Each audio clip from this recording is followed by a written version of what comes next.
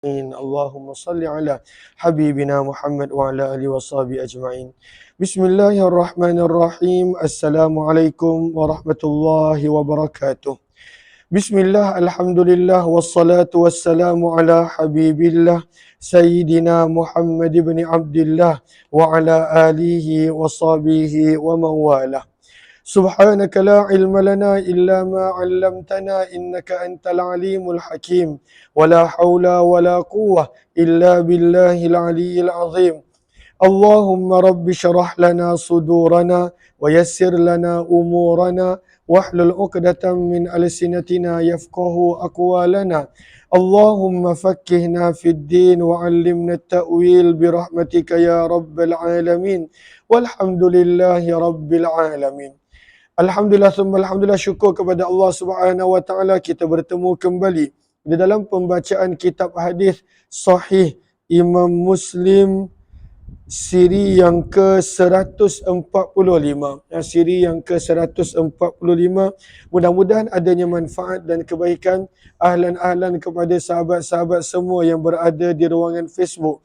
Fatimah Samsuddin, Habibah Suib, Faridah Abu Bakar dan juga yang berada di ruangan TikTok, ahlan-ahlan kepada semua. Kita dah tiba pada riwayat 2421. Yang mana riwayat 2421 Imam Muslim mula membawakan hadis berkenaan tentang tajuk yang dicadangkan diletakkan oleh Imam An-Nawawi. Hadis-hadis berkenaan tentang at-tahzir, amaran minal ightirar, daripada tertipu, bizinatid dunya, dengan keindahan, dengan perhiasan dunia, wa ma yubsatu minha, dan apa yang dihamparkan daripada dunia, kemewahan yang dihamparkan daripada dunia. Maka dalam hadis yang bakal kita baca ini, Nabi SAW berikan dua contoh. Satu contoh yang Nabi berikan, ada binatang yang apabila tiba musim bunga ataupun musim tumbuh dengan segar, maka ada sebahagian binatang yang mana mereka akan makan sampai mati, sampailah mereka mati. Dan ada satu lagi binatang, sabda Nabi SAW, mereka makan sehingga cukup, kemudian mereka berhenti dan kemudian makan lagi. Maka binatang yang kedua ini, sabda Nabi SAW, ianya akan hidup lama dan tidaklah mati kerana terlalu banyak makan. Sebab itu pada hadis-hadis sebelum ni kita nampak Nabi SAW berikan contoh seseorang yang makan dan tidak kenyang-kenyang. Okey, baca hadis je.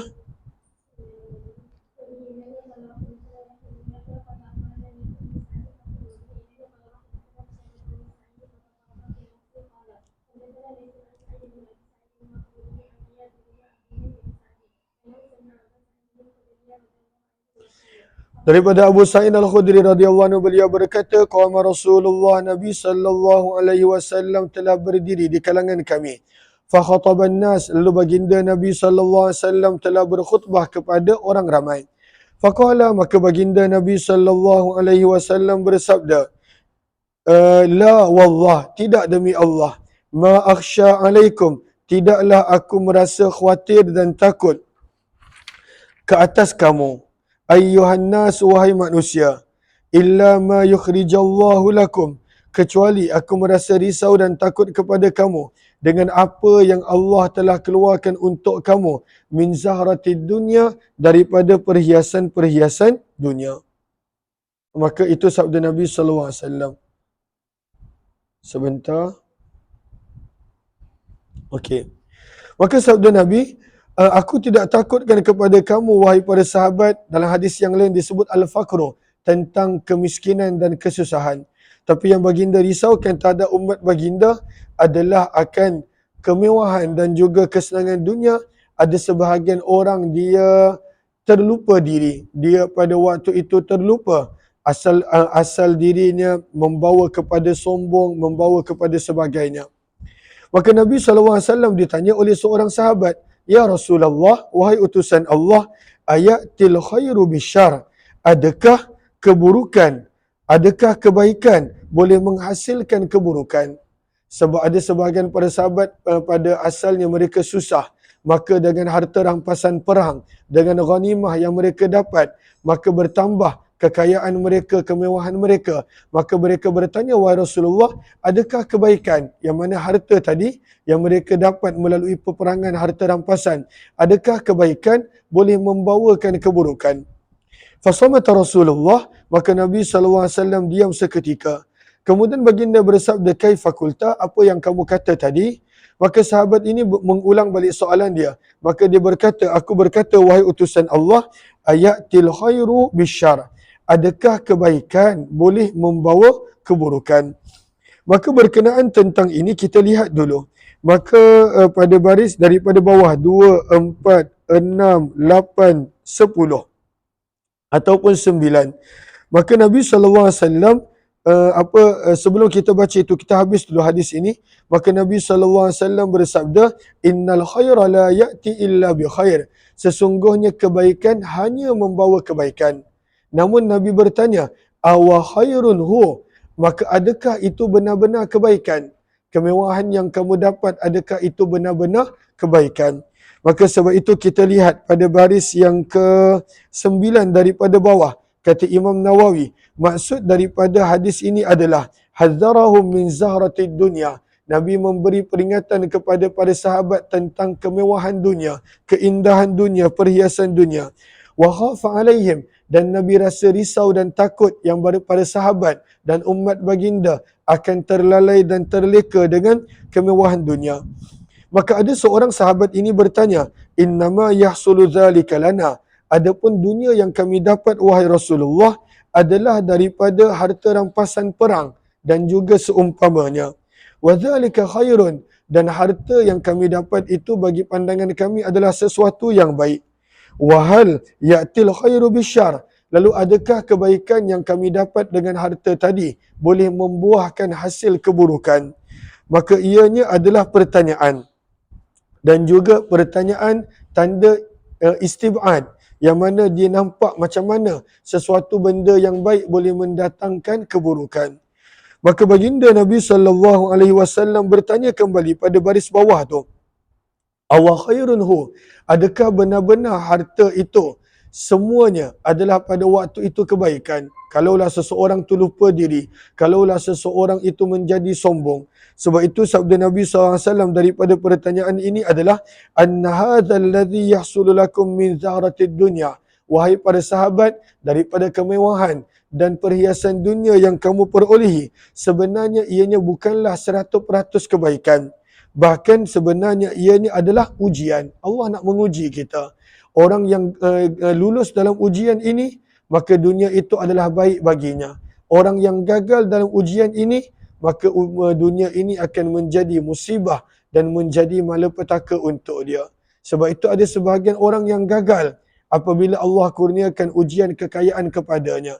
Ada sebahagian para sahabat, sebahagian besar para sahabat, bila Allah uji mereka dengan kekayaan, mereka berjaya sebab mereka tidak melupakan sikap mereka, perangai mereka, diri mereka, bahkan mereka menggunakan kekayaan itu untuk membantu agama Allah Subhanahu wa taala. Jelas ke jelas? Maka sebab itu Nabi bertanya balik, awa khairunhu, adakah ia benar-benar sepenuhnya kebaikan? Maka Nabi berikan perumpamaan. Bagaimana kita nak faham perumpamaan ini? Maka lihat kepada baris yang terakhir. Maka kata Qadhi Iyad, daraba lahum mathala, Nabi SAW sebenarnya memberikan perumpamaan.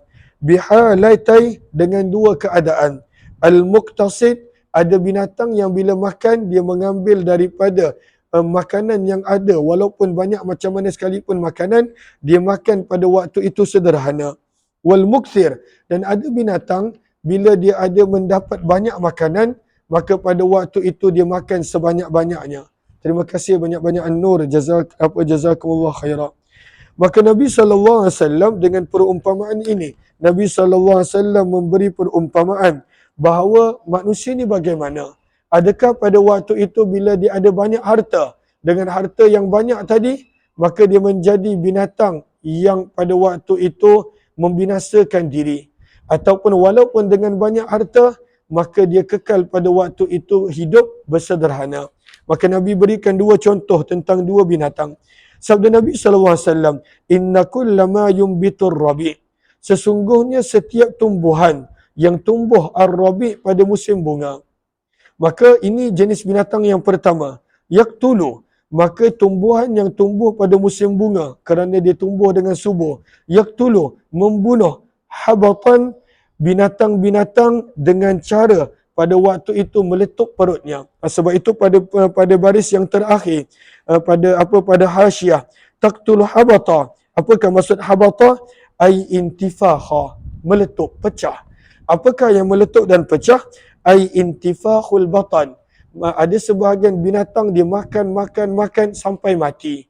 Kerana ada banyak makanan, maka kerana tamak dia makan sampai mati. Maka intifahul batan. Kenapa pecah perut dia? Min kasratil akal, kerana dia makan terlalu banyak. Kenapa dia makan terlalu banyak? Sebab dia nampak ada banyak tanaman, ada banyak tumbuhan. Dan sebenarnya kata para ulama, sebenarnya binatang ini yang makan tanpa henti bila ada banyak makanan, daun yuaddi ilal maut, adalah penyakit. Sebab itu ada sebahagian binatang bila ada banyak makanan, mereka makan sampai mati tanpa henti. Maka dia gambarkan dengan habata. Apakah maksud habata? Pecah perut mereka, mati mereka. Ataupun sabda Nabi au yulimmu. Yulimmu bermaksud korubah. Apa maksud korubah? Ataupun mereka ini hampir-hampir membunuh mereka. Mereka makan begitu banyak sebab musim bunga. Mereka makan sampai pada waktu itu hampir-hampir membunuh mereka. Maka sabda Nabi, illa kecuali ada sebahagian binatang, banyak macam mana sekalipun makanan, akilatul khadir, kecuali binatang-binatang yang memakan tumbuh-tumbuhan. Maka ada binatang, ini contoh yang kedua. Dia makan bukan berdasarkan berapa banyak makanan yang ada. Tetapi dia makan bila dah cukup, maka dia berhenti. Maka Nabi bagi contoh yang kedua. Illa kecuali akilatul khadir, binatang yang memakan daun-daun dan tumbuh-tumbuhan. Terima kasih banyak-banyak kepada yang beri gift, Gazim dan juga An-Nur. Terima kasih banyak-banyak. Moga Allah balas dengan sebaik kebaikan dan ganjaran. Maka Nabi beri contoh binatang yang kedua. Akalat, maka binatang ini makan. Hattam tala'at, sehingga menjadi penuh. Khasirataha, khasiratah maksudnya bahagian tepi badan dia. Tapi yang dimaksudkan di sini adalah al-mi'dah. Sehingga menjadi penuh perut dia. Maka apabila dah penuh, dia berhenti makan. Istaqbalati syamsa, maka dia pun macam manusia lah. Pada waktu tu menghadap matahari. Dia enjoy the sun. Pada waktu itu dia menghadap matahari. Maka syarah menyebut muntafi'atan bidaf'iha. Dia mengambil manfaat daripada matahari. Maksudnya dia berhenti makan. Bila perut dia dah penuh, dia berhenti makan. Bila tiba masanya, salatat, maka binatang ini pun berak, buang air besar. Aubalat, ataupun dia kencing, buang air kecil. Bila perut dia dah kosong, summajtarrat. Apakah maksud ishtarrah? Ai i'adatul akal. Maka dia pun makan balik. Fa'adat, maka dia kembali. Fa'akalat, lalu makan. Faman ya'khudhu mala, maka Nabi sebut begitulah manusia. Ada manusia, walaupun harta banyak macam mana sekalipun, hidup dia tak berubah. Dia kekal sederhana. Maka orang yang macam ni selamat. Namun ada orang, apabila dia dapat harta, maka pada waktu itu menjadikan harta tersebut merosakkan diri dia. Berubah segala-gala dia. Maka pada waktu itu walaupun dah banyak harta, dia nak lagi banyak, nak lagi banyak, nak lagi banyak. Sehingga dia bunuh orang lain, dia buat benda tak elok, dia bunuh perniagaan orang lain. Dia pada waktu itu menyakiti orang lain, dia menjadi sombong. Maka orang yang macam ni macam binatang pertama tadi. Bila ada banyak makanan, maka makanan tersebut menjadikan dia makan, tamak. Sehingga akhirnya habata, pecah perut dia, membawa kepada kematian dia. Faham tak contoh yang Nabi nak bagi ni? Okey. Maka sebab itu sabda Nabi, faman ya'khudhu mala, barang siapa yang mengambil harta bihaqqihi, dengan haknya, yubarak lahu fih, akan dikurniakan keberkatan untuknya pada harta tersebut. Wa man ya'khudhu mala, barang siapa yang mengambil harta bighairi haqqih, tanpa haknya, famathaluhu, maka perumpamaannya adalah seperti perumpamaan binatang yang berterusan makan, wala yashba' dan tak pernah kenyang, yang akhirnya membawa kepada kebinasaan dia. Maka inilah contoh yang Nabi SAW bagi. Terima kasih Naim Rantawi yang beri gift. Terima kasih kepada semua. Moga Allah balas dengan sebaik kebaikan dan ganjaran. Maka hadis-hadis yang berikut ni pun semua riwayat sama. Nabi beri contoh bahawa harta tersebut bukanlah pada waktu itu baik ataupun buruk. Harta bagi manusia adalah ujian.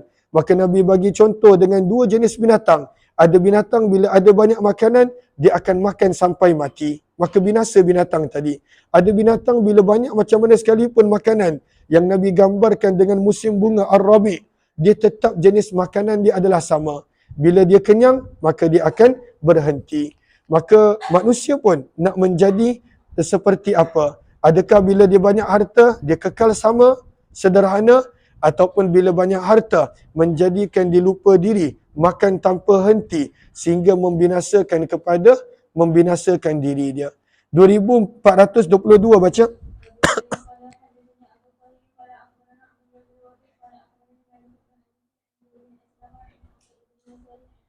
Daripada Abu Sa'id Al-Khudri radhiyallahu anhu, sesungguhnya Nabi SAW telah bersabda, hadis yang ke-2422 daripada hadis riwayat Muslim. Sabda baginda, akhwafu ma akhafu alaikum, perkara yang paling aku takutkan kepada kamu wahai para sahabat dan juga umat baginda, ma yukhrijullahu lakum, apa yang Allah telah keluarkan untuk kamu, min zahratid dunya, daripada keindahan dan kemewahan dunia. Qalu, maka para sahabat bertanya, wa ma zahratud dunya, apakah kemewahan dan keindahan dunia wahai utusan Allah? Maka baginda bersabda, barakatul ardi, keberkatan-keberkatan di bumi. Keberkatan maksudnya harta yang melimpah ruah, harta yang banyak yang dikeluarkan oleh bumi. Dan itu yang para sahabat dapat pada zaman Umar bin Khattab, Uthman, bila jatuhnya kerajaan Farsi, kerajaan Iran, kerajaan Rom, maka para sahabat mendapat harta yang sangat banyak. Sehingga sebahagian daripada mereka diuji dengan mereka berperang sesama sendiri. Maka berlakulah peperangan di antara Ali bin Abi Talib dan Ummul Mukminin Aisyah. Berlakulah peperangan di antara Ali bin Abi Talib dan Muawiyah bin Abi Sufyan radhiyallahu taala anhum. Maka mereka bertanya, wahal ya'til khairu bisyarr, adakah harta yang bagi kami adalah sesuatu kebaikan? Adakah kebaikan boleh membawa keburukan? Maka baginda bersabda, la, tidak. La ya'til khairu, keburukan tidak akan membawa kebaikan. Minta maaf, la ya'til khairu, kebaikan tidak akan datang membawa kecuali hanya kebaikan. Dan Nabi SAW ulang sampai 3 kali. La ya'til khairu illa bil khair, la ya'til khairu illa bil khair. Kebaikan hanya akan membawa kebaikan. Namun, sabda Nabi SAW, harta ini bukanlah kebaikan sepenuhnya. Sebaliknya, ianya adalah ujian untuk manusia. Maka Nabi berikan contoh. Inna kullama anbatar rabi', sesungguhnya setiap tumbuhan yang tumbuh pada musim bunga, yaqtulu, maka telah membunuh, au yulimmu, ataupun hampir-hampir membunuh banyak binatang. Banyak binatang apabila ada banyak makanan pada musim bunga, maka mereka makan tanpa henti sampailah menjadikan mereka mati. Maka itu satu contoh. Ada orang dengan harta, maka dia menjadi tamak sehingga akhir padanya membunuh orang tersebut. Bukan sekadar membunuh diri dia, membunuh perangai dia, membunuh sikap dia, membunuh dia cara berfikir, membunuh banyak perkara tentang diri dia. Maka dia menjadi manusia berubah. Sabda Nabi kecuali ada binatang yang dia kekal sederhana. Illa akilatal khadir, kecuali binatang-binatang yang memakan daun-daun, yang memakan tumbuhan-tumbuhan hijau. Fa innaha ta'kul, maka mereka ini hanya akan makan walau banyak macam mana sekalipun makanan. Izam taddat, mereka akan makan sehingga menjadi penuh khasirataha, bahagian tepi badan mereka, iaitu perut mereka. Maka bila mereka dah kenyang, mereka berhenti. Istaqbalatis syamsa, maka mereka akan menghadap matahari dan pada waktu itu berhenti makan. Summa ishtarrat, bila mereka telah lapar, istarrat, maka mereka kembali makan. Wabalat, mereka pun buang air kecil. Wasalatat, mereka buang air besar. Summa adat, kemudian mereka akan kembali, fa'akalat, lalu makan. Maka mereka tak berubah cara hidup mereka pada apa-apa pun musim banyak makanan ataupun tidak, mereka kekal sederhana. Maka sabda Nabi, golongan yang kedua ni selamat. Maka Nabi SAW pun terangkan kenapa manusia menjadi tamak sehingga berubah disebabkan dunia. Sabda Nabi, inna hadzal mal, sesungguhnya kekayaan ini khadirah, ianya adalah sesuatu yang indah pada mata. Manusia nak sebab ianya indah pada mata. Hulwatun, ianya manis pada rasa. Faman akhadahu, maka barang siapa yang mengambil harta bihaqihi, dengan haknya, dengan cara yang betul, wa wada'ahu, dan membelanjakan harta tersebut fi haqqihi, pada tempat yang betul, fa ni'mal ma'unatuhu, maka alangkah baiknya harta itu sebagai bantuan untuknya. Sebab dia tak berubah, dia ambil harta dengan jalan yang betul, dia tidak ada aniaya sesiapa, dan dia pun belanjakan harta tersebut pada tempat yang betul. Dan pada waktu itu Nabi bersabda, harta ini adalah bantuan yang sangat baik untuk dia, sebab dia dapat pahala di mana dia belanjakan harta tersebut. Tolong tengok adik Alia Aminah. Okey. Wa man akhadahu, namun barang siapa yang mengambil harta bukan dengan cara dia ambil harta dengan jalan yang salah kerana tamak dan seumpamanya, maka Nabi beri perumpamaan, mereka ini adalah seperti binatang yang yakul, makan, wala yashba', tak pernah kenyang. Apa jadi kalau binatang tu makan dan dia tak pernah kenyang? Maka macam kita sebut dalam hadis tadi, maka Nabi beri perumpamaan binatang tersebut akan mati, akan membinasakan binatang tersebut. Bila dia nampak banyak makanan pada musim rabi', musim bunga, dia makan tanpa henti, akhirnya akan membawa kematian pada binatang tersebut. 2424 lebih 23 lebih kurang sama. Baca.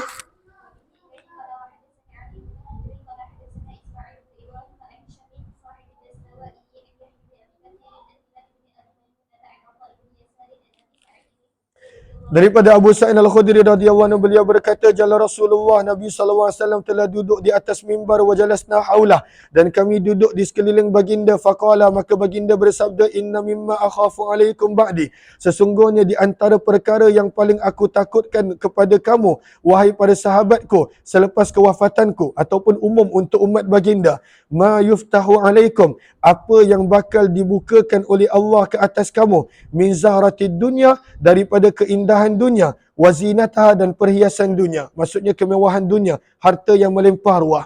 Maka ada seorang sahabat bertanya, awayatil khairu bisyar, adakah kebaikan, maksudnya sahabat ini anggap harta tersebut kebaikan, adakah kebaikan yang dibawa oleh harta bisyar boleh membawa keburukan, wahai utusan Allah? Maka Nabi SAW pun diam. Maka ada sahabat yang lain yang menegur, masya'nuka, apa keadaan kamu? Tukallimu Rasulullah, kamu telah bertanya, kamu telah bercakap kepada Nabi, dan Nabi tidak memberikan jawapan.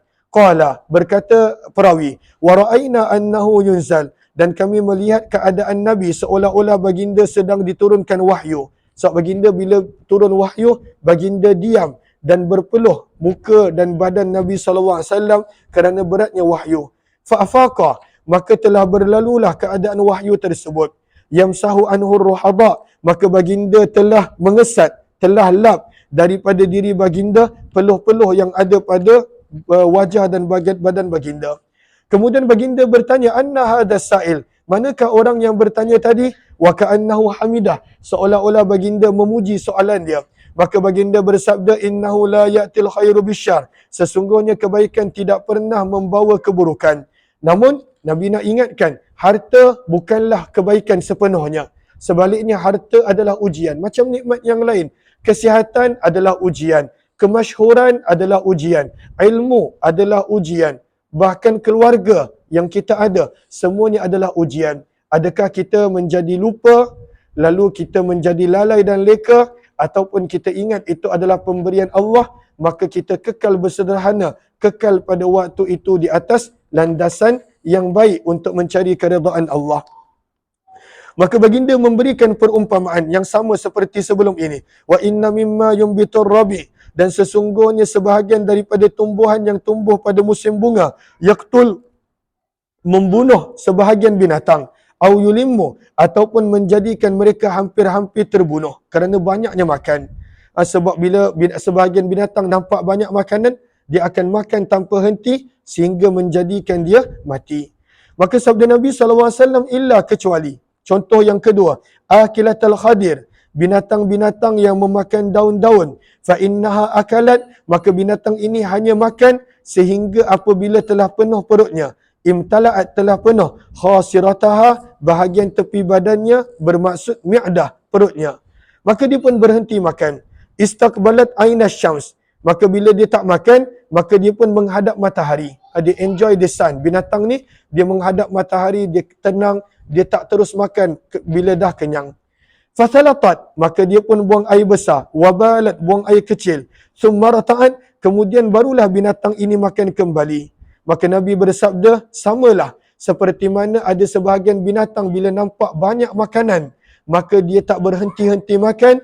Maka Nabi bersabda, sesungguhnya harta ini hadirun, nampak indah pada mata manusia. Hulwatun, rasa manis, rasa indah pada rasa manusia. Wa ni'ma sahibul muslim, maka alangkah baiknya seseorang Islam apabila Allah berikan kepadanya harta, maka dia berikan kepadanya orang miskin, dia kongsikan harta tadi kepada anak yatim. Wa banas sabil, dia bagikan harta yang dia ada tadi kepada para musafir. Au kama qal, ataupun seperti yang Nabi SAW sebutkan. Wa innahu man ya'khudh, namun orang-orang yang tamak apabila nampak harta, maka menjadikan mereka pada waktu itu mengambil harta bighairi haqqih, bukan pada haknya. Kalladhi ya'kul, maka mereka ini adalah seperti binatang yang berterusan makan, wala yashba', dan tak pernah kenyang. Allah dah bagi, nak lagi, sebab dia mengambil yang haram. Daripada sini juga kita belajar, kebanyakan maksiat, kebanyakan benda yang haram menjadikan manusia tersebut ketagih dan menjadikan dia susah nak tinggalkan maksiat dan dosa tadi. Maka sabda Nabi SAW, wa yakunu alaihi syahidan yaumal qiyamah, dan ketamakannya terhadap harta sehingga dia mengambil bukan pada haknya, menjadi saksi perbuatannya tersebut akan menjadi saksi ke atasnya pada hari kiamat. Tutup pintu. Bab yang seterusnya, fadlit ta'affuf, kelebihan orang yang menahan diri daripada meminta-minta. Was-sabar, kelebihan orang yang sabar. Wal qanaah, dan kelebihan orang yang merasa cukup, tidak tamak. Wal hathi ala kulli zalik, dan galakan untuk setiap itu. 2424 baca.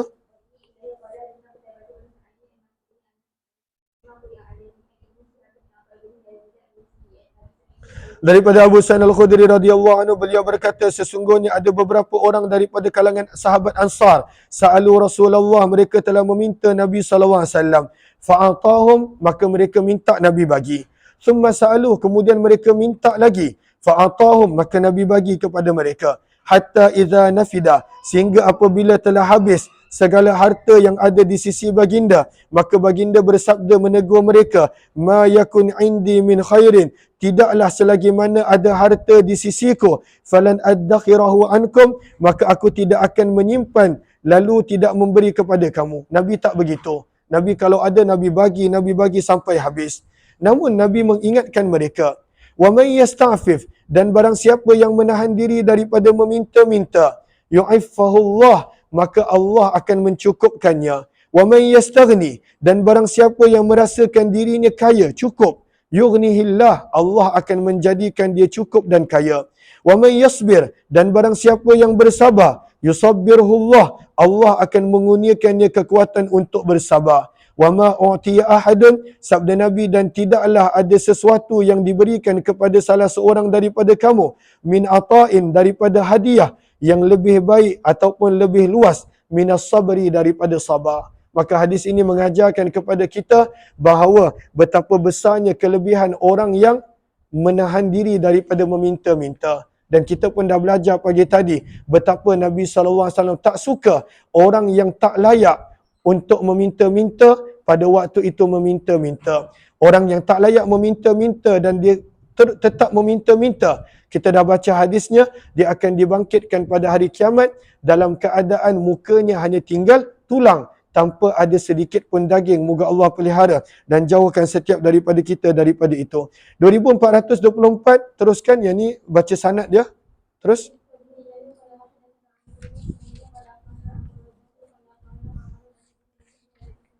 (2426) laju sikit baca. Safi.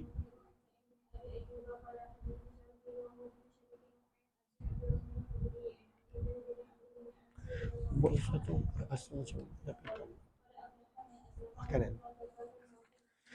Maka sabda Nabi SAW, qad aflaha, sungguh telah berjaya, man aslama, seseorang yang masuk Islam, wa ruziqa kafafa, dan dia dikurniakan rezeki yang mencukupi, wa qanna'ahu Allahu bima atah, dan Allah mengurniakan kepadanya rasa cukup dengan nikmat yang Allah berikan kepadanya. Maka ini orang yang berjaya. Dia tak tamak, dia tak ambil hak orang, dia diberikan rezeki yang cukup, maka ini adalah orang yang berjaya, sabda Nabi SAW.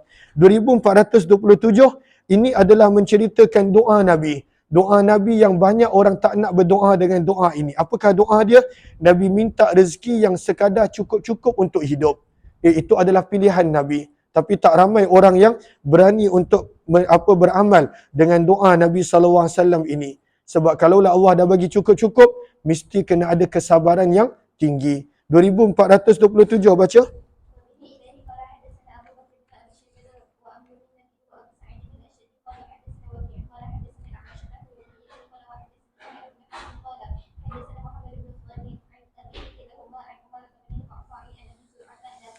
Daripada Abu Hurairah radhiyallahu anhu, beliau berkata, Nabi SAW telah bersabda, Allahumma ja'al, ya Allah jadikanlah rizqa ali Muhammad, rezeki keluarga Muhammad, quta, cukup-cukup makan. Quta bermaksud, lihat pada baris yang keempat, ma yasuddur ramad, apa yang boleh menghilangkan lapar. Itu maksud quta. Ya Allah, maka Nabi minta rezeki keluarga baginda dan baginda hanyalah rezeki yang cukup-cukup makan, tak kurang dan tak lebih. Riwayat 2428, maka hadis-hadis ini Imam Muslim bawakan untuk mensabitkan tajuk i'ta'il mu'allafah, bahawa harus dan sunnah untuk memberi pemberian kepada orang-orang yang baru masuk Islam, yang dipanggil mu'allafah. Apakah maksud mu'allafah? Orang-orang yang diberikan sesuatu bertujuan untuk melembutkan hati mereka kerana mereka baru masuk Islam. Wa man yukhaf ala imani illam yu'ta, dan diberi kepada orang-orang yang dikhawatiri bahawa iman mereka akan gugur ataupun mereka keluar daripada iman jika tak diberi sesuatu. Wahtimal, dan hadis ini, hadis-hadis yang bakal kita baca juga menunjukkan betapa bersabarnya Nabi SAW man sa'ala terhadap orang yang meminta Nabi SAW bijafain, dengan kasar, lijahlih, kerana kejahilan mereka. Selalunya sikap ini adalah sikap orang Arab Badui pada zaman tersebut. Wa bayanil khawarij, dan berkenaan tentang golongan khawarij dan hukum ahkam berkaitan mereka. 2428 baca.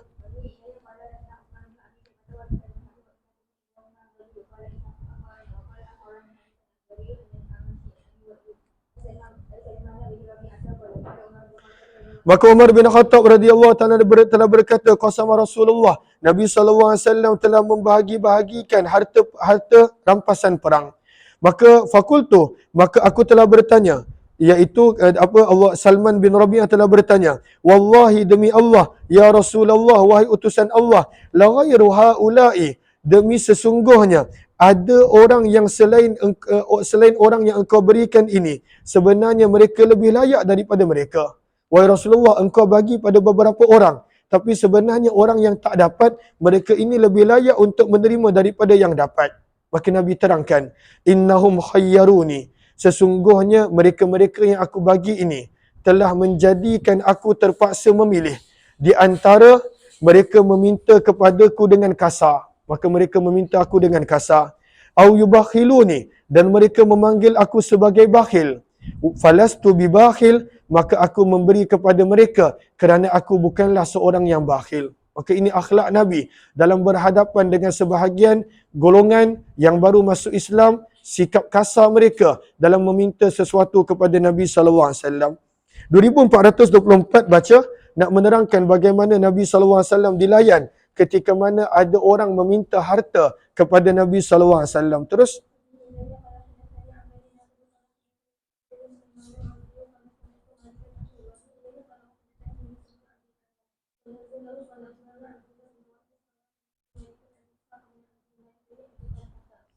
Daripada Anas bin Malik radhiyallahu anhu, beliau berkata, kuntu amshi ma Rasulillah, aku sedang berjalan bersama dengan Nabi sallallahu alaihi wasallam, wa alaihi, dan pada waktu itu Nabi memakai ridaun, satu selendang, Najrani, yang diperbuat di Najran. Najran adalah satu tempat di antara Mekah dan Yaman.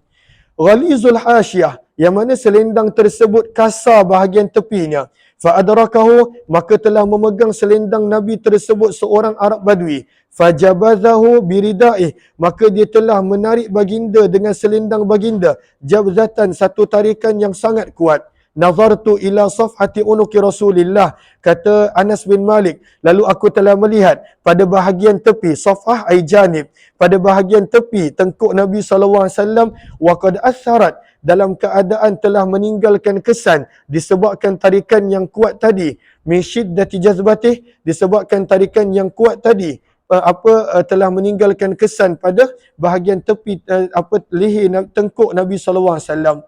Maka kemudian Arab Badui ini meminta kepada Nabi dengan kasar, ya Muhammad, wahai Muhammad, murli min malillah, perintahkanlah kepada orang-orang kamu untuk berikan kepadaku daripada harta Allah yang kamu ada. Faltafata ilaih, kita tengok akhlak Nabi, maka Nabi telah berpaling kepada lelaki ini, fadhahika, lalu Nabi tersenyum, maka Nabi memerintahkan untuk diberikan kepadanya pemberian. Terus riwayat yang seterusnya, riwayat yang terakhir, baca. Hadis ni lebih kurang sama.